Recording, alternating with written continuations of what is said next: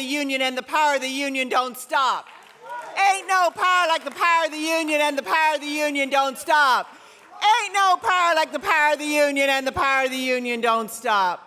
So I have to follow Nina, so I have to do, a good job. And the last time I spoke and I had to follow her, I was the angry black woman, and she was calm, cool, and collected.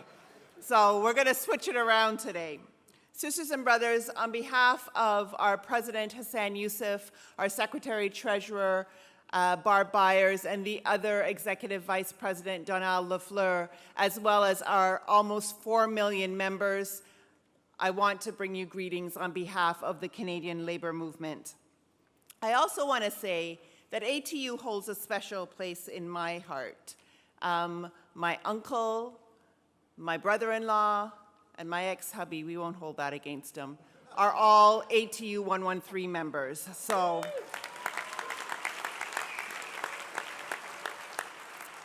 I also want to thank you for a very, very warm introduction. And as an executive vice president or executive member of the Coalition of Black Trade Unionists, it wouldn't be right if I didn't thank my ancestors, whose shoulders I stand on every single day, as well as our Indigenous ancestors whose land we are currently standing on today, the Mississauga of the New Credit. It's a tremendous honor to be here, and I want to thank President Hanley and the officers for the invitation. Let me also take the opportunity to thank former members of the CLC, Canadian Labour Congress, Executive Board, Brother Ken Foster and Stan Dara, both of whom are here, for all the work they have done for workers in this country as well.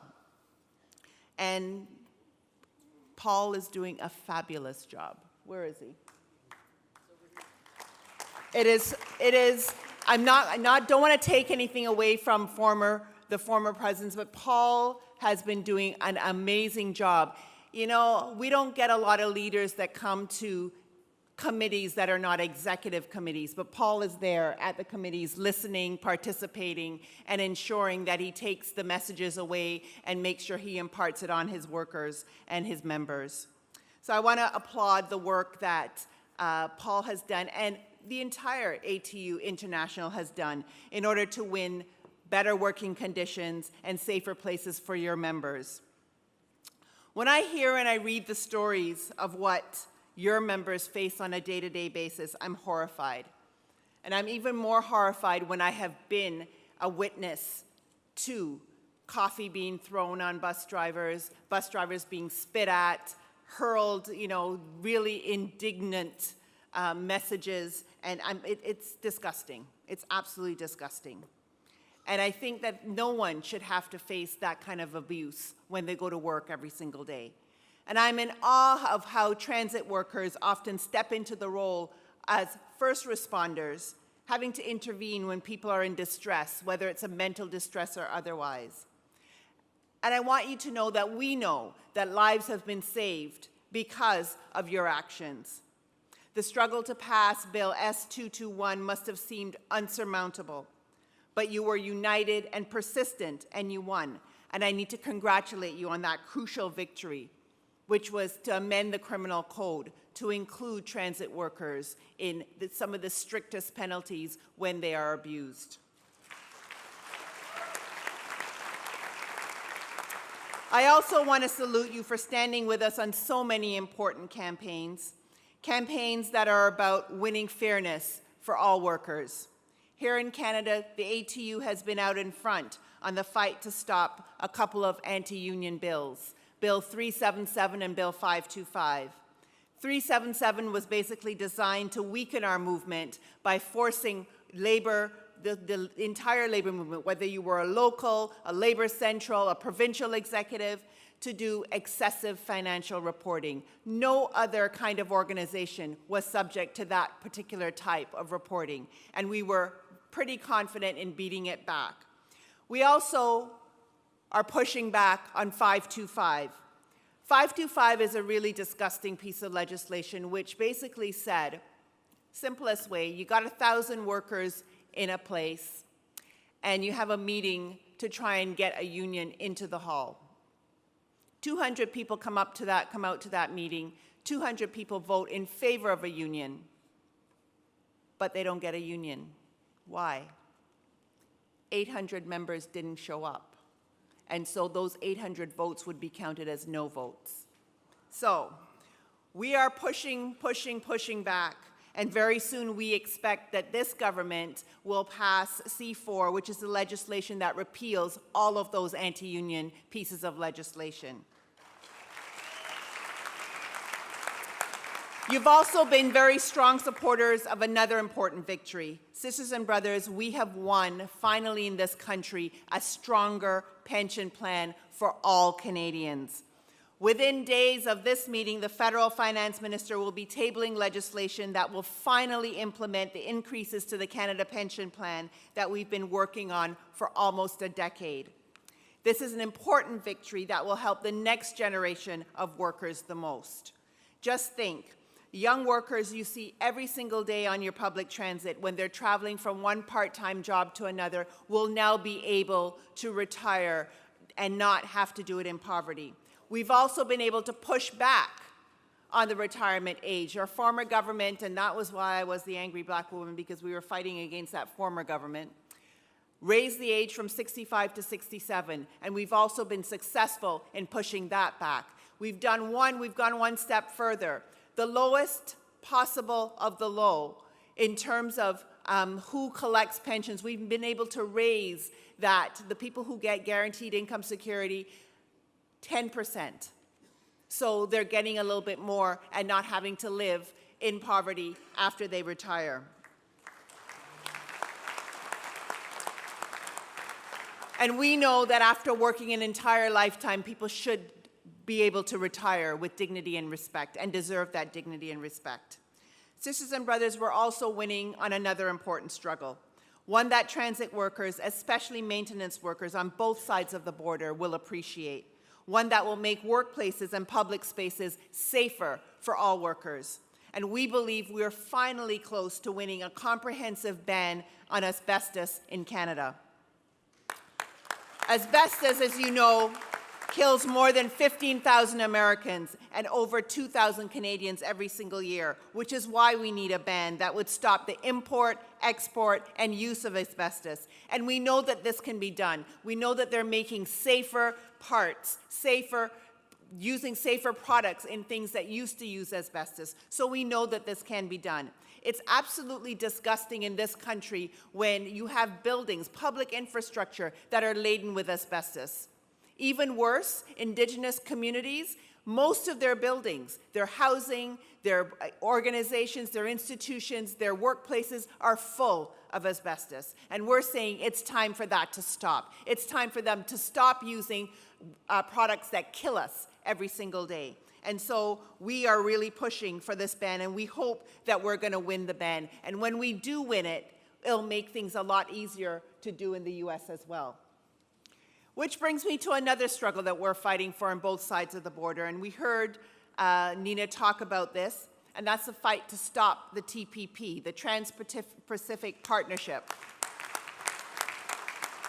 I don't care how they sugarcoat it, it is an unfair and disgusting trade deal. Here in Canada, it would cost us about 20,000 jobs just in the auto sector alone. It also threatens our public services like health care. It increases drug costs and will make lives hell for people all over this country. In the US and Canada, it means putting workers in competition against lower wage labor from other countries. It threatens our health and safety protections as well, undermining democracy by giving corporations the right to challenge public laws in private tribunals. I know that the ATU here in Canada and in the US have spoken out strongly against the TPP, and I assure you that this fight is a priority of the Canadian Labour Congress, and we will do everything that we can to stop this disgusting trade deal. It's struggles like these that demonstrate why our movement must stay strong. This Labor Day, we also launched a new phase in our Fairness Works campaign. This campaign is about building a stronger labor movement. It's about building a stronger movement by winning over workers, especially young workers, who have no idea how and why we're relevant to their lives. We're winning them over by showcasing how we improve day-to-day lives of workers, whether they're unionized or not. We're showcasing the work that I've talked about today, our work to win stronger public pensions and the asbestos ban. We're also showcasing how unions work to make and create better jobs for everyone. Because part-time, low-wage, insecure jobs are no way to live and build a future. Our campaign highlights how we're winning predictable scheduling, sick leave, and higher minimum wages so that our young workers don't have to work 2 and 3 and 4 jobs just to make ends meet. And all of you don't have to work 2 and 3 and 4 jobs just to make ends meet.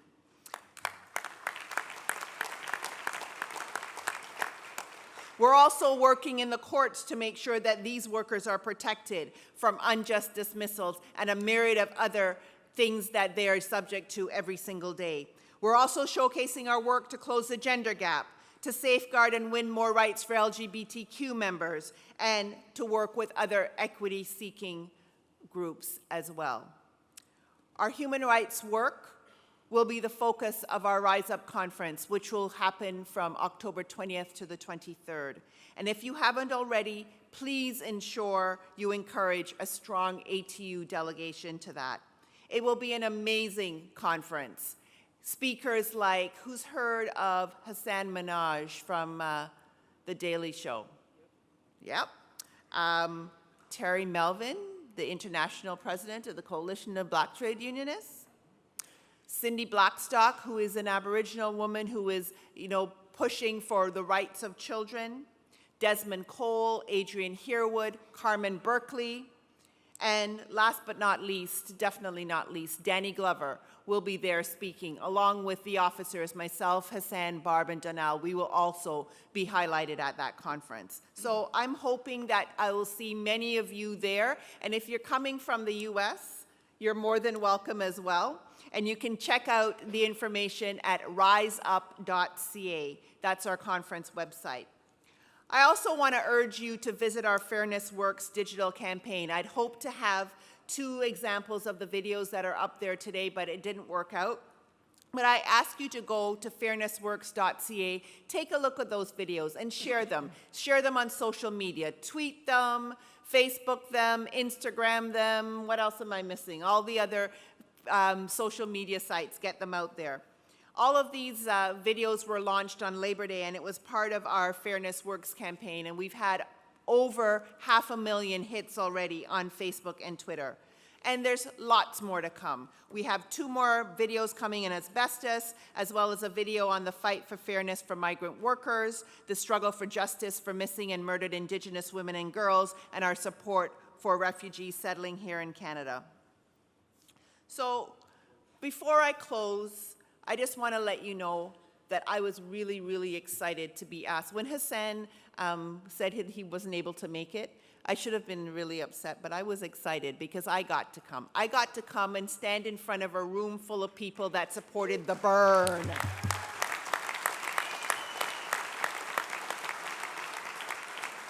I think that this election, the most Canadians are watching this election. We're watching it with bated breath. We have seen the debates. We have seen the I'm trying not to curse or not to swear.